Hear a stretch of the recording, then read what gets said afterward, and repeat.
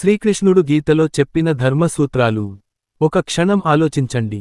పురుగు శరీరంలోకి చేరితే రోగం పుడుతుంది. వైద్యుడు ఆ చెడు భాగాన్ని తొలగిస్తేనే ఆరోగ్యం తిరిగి వస్తుంది. అలాగే చెడును తొలగిస్తేనే మేలు స్థాపితం అవుతుంది.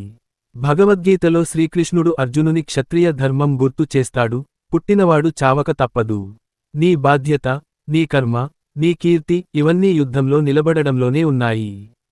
మమకారాన్ని వదిలిపెట్టు, నీవు నిమిత్తమాత్రుడివి. కర్ణుడు చనిపోయేటప్పుడు అడిగాడు, ఇది ధర్మమా కృష్ణా? కృష్ణుడు సమాధానం ఇచ్చాడు, నీవు ఒకే ధర్మాన్ని చూస్తావు, నేను విశ్వాన్ని చూస్తాను. ఒక్కో జీవికి ఒక్కో ధర్మం ఉంటుంది. సింహం మాంసాహారిని తింటుంది, ఆవు పచ్చిగడ్డి తింటుంది. రెండూ తమ తమ ధర్మంలోనే ఉన్నాయి. భగవంతుడు చేసే ప్రతి పని ధర్మమే. రామాయణంలో రావణుని కిరీటం నేలపడ్డ రోజున రాముడు యుద్ధం ఆపేశాడు. కాని మరుసటి రోజు రావణుడు శివుణ్ణి దూషించాడు. ఆ రోజు అతని అంతం అయింది.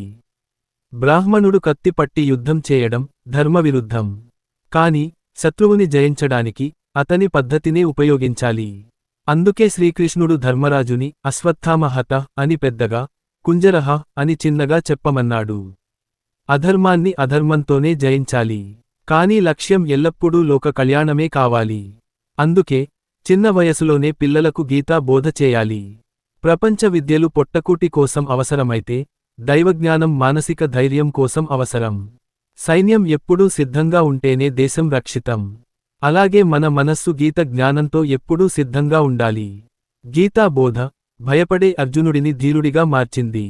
చిన్నప్పటి నుండి గీతా చదివినవారు కామక్రోధములనే శత్రువులను జయించి తమను తాము రక్షించుకుంటారు. భగవద్గీతలో ప్రతి శ్లోకం ఒక మంత్రం. గీతా పారాయణం కన్నా గీతా ఆచరణ ముఖ్యమని. ఎందుకంటే ఒక్క సద్గుణం అలవడితే మిగతావన్నీ సహజంగానే వస్తాయి. అగ్గిపెట్టెలోని ఒక చిన్న పుల్ల మొత్తం మంట రగల్చగలదు. అదే గీతా సూత్రాల శక్తి. గీతా జ్ఞానం జీవన విజయం. గీత చదవండి, ఆచరించండి, మీలోని యోధుడిని మేల్కొలపండి. ఈ విధమైన ఆధ్యాత్మిక, ప్రేరణాత్మక విషయాల కోసం మా ఛానల్ను సబ్స్క్రైబ్ చేయండి. గంట గుర్తు నొక్కండి. గీతా జ్ఞానం మీ జీవితం మార్చేలా ఉండనివ్వండి.